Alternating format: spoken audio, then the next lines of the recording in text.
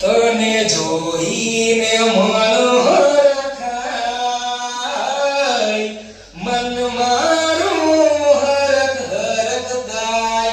ફરીથી યાદ દેવડાવજો, હું તમારો વાત્સલ, આપણી આ ચેનલ વાત્સલ, જેમાં આપણે સાયન્સ એક્ઝામ ઓરિએન્ટેડ સિરીઝ શરૂ કરી છે. એનો આપણો છોકરાઓ આગળનો ટોપિક છે જેનું નામ છે એપ્લિકેશન. શું છે અમારા બાળકો? તમારી સામે છોકરાઓ સરસ મજાનો પ્રશ્ન લખ્યો છે, જેમ કે શ્રીવલ્લી છે, રાજકોટની છે, near જામકાજો. She want to apply for the post of science teacher.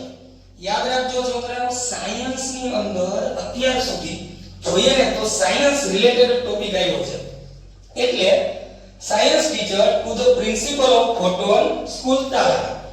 ખાસ યાદ રાખવાનું, જે એપ્લિકેશન કરતું હોય એનું સરનામું જમણા હાથ ઉપર અને જેને એપ્લિકેશન કરે છે એનું સરનામું ડાબા હાથ ઉપર. તો સેમ મેં અહીંયા એવું જ કર્યું. સૌથી પહેલા શ્રીવલ્લી શુક્લા લખ્યું એનું નામ, એની નીચે નિયર જામકાજો, એની નીચે સિટીનું નામ અને તારીખ. ઓકે, એની એક્ઝેક્ટ નીચે જેને એપ્લિકેશન લખે છે મેનું લખ્યું સરનામું. સૌથી પહેલા ટુ કોમા, પછી પ્રિન્સિપલ લખ્યું કોમા, ફોટોન સ્કૂલ અને તારીખ. બેટા એક લીટી સરસ રીતે છોડવી, કારણ કે પ્રેઝન્ટેશન નો સ્કોર છે. કેનો સ્કોર છે વાલા વિદ્યાર્થીઓ? પ્રેઝન્ટેશન. તો એક લીટી છોડવી અને એના પછી બે લીટીમાં લખ્યું છે ad application for the post of science teacher. આટલું લખાઈ જાય એટલે સરસ રીતે પ્રેઝન્ટેશન થઈ જાય. પછી એક લીટી છોડવી અને પછી ઈ જ પેજની અંદર શબ્દ લખવાનો છે રિસ્પેક્ટેડ. યાદ રાખજો, આમાં પેરેગ્રાફ નો હોય એટલે ડાયરેક્ટ શરૂઆત કરવાની. કહેવાનું with your reference. Okay, with your reference નો મતલબ શું? તો કે તમારા સંદર્ભ સાથે. સંદર્ભ કેનો? તો કે જાહેરાતનો. જેનો સ્પેલિંગ ઇન એડવર્ટાઇઝમેન્ટ. જાહેરાત કેની? તો કે ભાઈ સંદેશ ન્યૂઝની. એટલે અહીંયા મેં એ લખ્યું તો કે with your reference in advertisement of સંદેશ ન્યૂઝ. ઓકે, અત્યારે એપ્લિકેશન કોણ લખે છે? તો કે વાત્સલ લખે. કોણ લખે? વાત્સલ. એટલે મેં હુંનું ઇંગ્લિશ આઈ કહ્યું ચાલુ છે. એટલે I am applying for the same post. Same post એટલે કઈ પોસ્ટ? તો કે સાયન્સ ટીચરની. ઓકે, થોડાક આગળ હવે જુઓ, આ એપ્લિકેશન ની અંદર મેં મારો પર્સનલ ઇન્ફોર્મેશન, પછી તો કે એના પછી મારું એજ્યુકેશન ક્વોલિફિકેશન અને મારો એક્સપિરિયન્સ નીચે મુજબ છે. એટલે કે આ કોઈ યાદ રાખો બાળકો, માય પર્સનલ ઇન્ફોર્મેશન અથવા બાયોડેટા અથવા રિઝ્યુમ, આ ત્રણમાંથી કોઈ એક લખવાનું. હવે એમાં પહેલો ટોપિક કે માય બાયોડેટા અથવા માય પર્સનલ ઇન્ફોર્મેશન અથવા માય રિઝ્યુમ. યાદ કેવું રાખવાનું? સૌથી પહેલા નામ, પછી જન્મ તારીખ, પછી તો કે ભાઈ પછી તમારે સરનામું, એના પછી જેન્ડર, લેંગ્વેજ નોન, હોબી અને નેશનાલિટી. ખાસ યાદ, આજે ટપકા કરીએ છીએ એને એક જ લાઈનમાં અને એક જ હરોળમાં લખવા. ઓકે, અહીંયા નામ તો કે ભાઈ શ્રીવલ્લી, જો અહીંયા કીધું છે કે ભાઈ શ્રીવલ્લી એપ્લિકેશન અપ્લાય કરે છે એટલે અહીંયા લખ્યું શ્રીવલ્લી શુક્લા. એની જન્મ તારીખ તો કે ભાઈ 29 ફેબ્રુઆરી 1992. સરનામું તો કે આપણે અહીંયા પહેલેથી જ લખી નાખ્યું એટલે એઝ અબો. ઓકે, જેન્ડર માં તો કે બેન ફિમેલ છે એટલે લખ્યું ફિમેલ. લેંગ્વેજ ની અંદર ગુજરાતી, હિન્દી અને ભાષા તમે લખી શકો. હોબીઝ ની અંદર આઈએનજી વાળા શબ્દ સાથે તમે તમારા શોખ લખી શકો.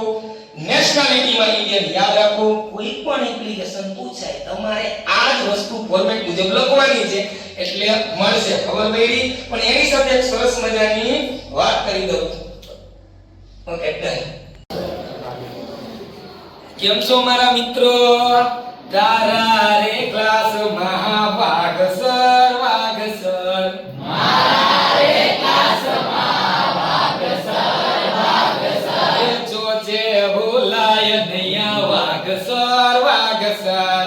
જોજે ભૂલાય નહીં વાઘ સર, વાઘ સર. એ સાંભળ બેની બેન બેટા કેમ રીસાણી, ઓલે બોલી જા મારી બેન.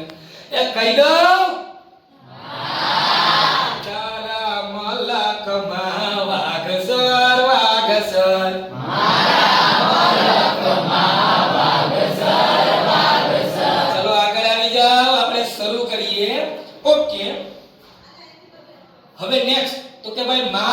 એજ્યુકેશનલ ક્વોલિફિકેશન એની અંદર છોકરાઓ ખાસ જોવાનું એક લાઈન છોડી સિરિયલ નંબર, એના પછી ડિગ્રીનું કોલમ, એના પછી બોર્ડ અથવા યુનિવર્સિટી, એના પછી પાસિંગ યર અને છેલ્લે રિઝલ્ટ.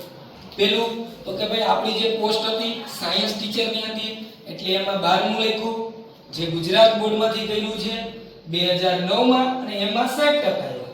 એના પછી એવી જ રીતે બીએસસી, એમએસસી અને બીએડ અને આ એની ક્યાંથી કર્યું છે એ એના વર્ષ આ એની ટકાવારી છે. ખાસ જોજો ભાઈ આ કોલમ આવી રીતે રિપ્રેઝન્ટ કરવાનું છે એટલે સ્કોર સરસ મજાનો મળે.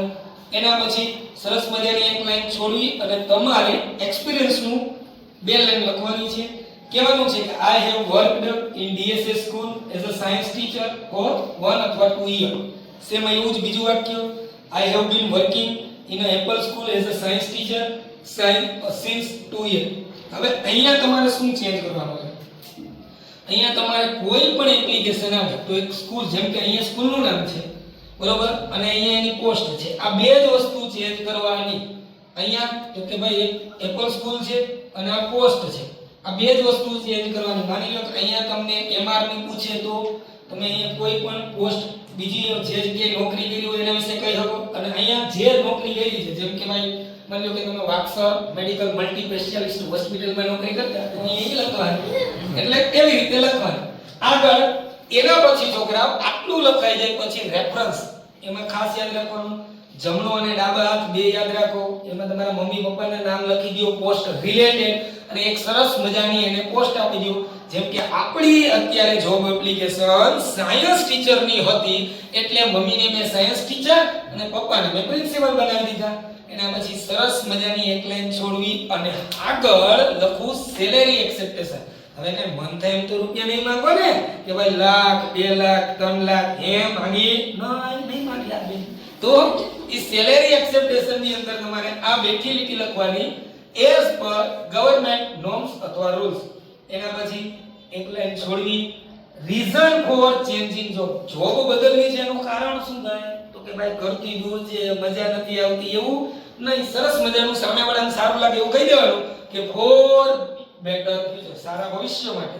એના પછી એને એક સરસ મજાનો પેરેગ્રાફ કહી દેવાનો કે આઈ હોપ, મને આશા છે you will consider my application, તમે મારી આ એપ્લિકેશન છે એને કન્સિડર એટલે ધ્યાનમાં લેશો ફોર ધ પોસ્ટ. કઈ પોસ્ટ તો કે સાયન્સ ટીચરની પોસ્ટ માટેની આ જે એપ્લિકેશન મારી છે એને તમે ધ્યાનમાં લેશો. ઇફ આઈ એમ સિલેક્ટેડ, જો હું સિલેક્ટ થાવ તો આઈ વિલ વર્ક હોનેસ્ટલી, હું પ્રામાણિકથી કામ કરીશ. એક લાઈન છોડવાની અને નીચે કહેવાનું છે યોર્સ ફેથફુલી શ્રીવલ્લી. છેલ્લે એપ્લિકેશન પૂરી થાય પહેલા એન્ક્લોઝ કરી દેવાનું એટલે કે ડોક્યુમેન્ટ સબમિટ કરવાના. જેમ કે પેલું ડોક્યુમેન્ટ છે શું તો કે ભાઈ આપણે 12મું તો લખવાનું 12th સર્ટિફિકેટ, બીજું છે બીએસસી તો એની માર્કશીટ અથવા એનું સર્ટિફિકેટ, ત્રીજું છે એમએસસી તો એનું સર્ટિફિકેટ અથવા એની માર્કશીટ અને ચોથું છે બીએડ માર્કશીટ અથવા એનું સર્ટિફિકેટ. ફરીથી યાદ દેવડાવી દઉં મારા બાળકો, વાત્સર તરફથી બધા બાળકોને ક્રાંતિકારી જય ભારત, બધા બાળકોને ક્રાંતિકારી